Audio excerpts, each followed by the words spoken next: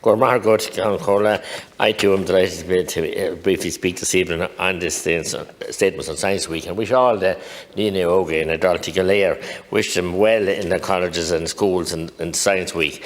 My memories of Science Week, and I have to put it on the record, you allow me, I hope, was in St. Joseph's College in Cahir. The college was set up by two men, Tom McGrath and Vincent Russell, who cycled to Cahir, bought a building and set up a school when there wasn't education. And they had recruited an excellent science teacher who went his eternal reward during the summer, Gerard Grufferty. And he had a Bunsen burner and maybe a few bits and bobs in his pocket, and the brown coat I still see him. And he did his best, certainly, an excellent science and maths teacher. And he did so much to try and instill to us, because they didn't have the funding, they weren't a part of the VEC structures. And he did Trojan work.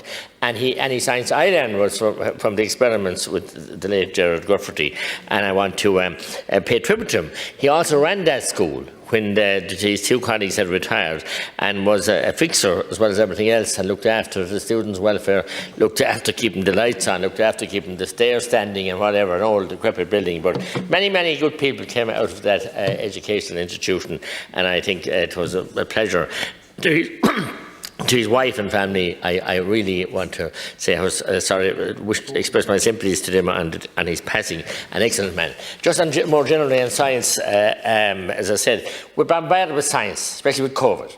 Dr. Hoolan told me we don't do the science, we deal with the lockdown, we do the science later. We now have the climate change experts who are frightening everybody. So science has been manipulated somewhat, and anyone that questions it is a Neanderthal, or is a kind of a person that is a conspiracy theorist. And that's not a good place for us to go as a country, because the questions must be encouraged and questions must be asked, and our scientists must be asked those questions and to explain, because it's fine to have the knowledge, and imparting it is very important, but we must never be afraid to ask questions, hard questions.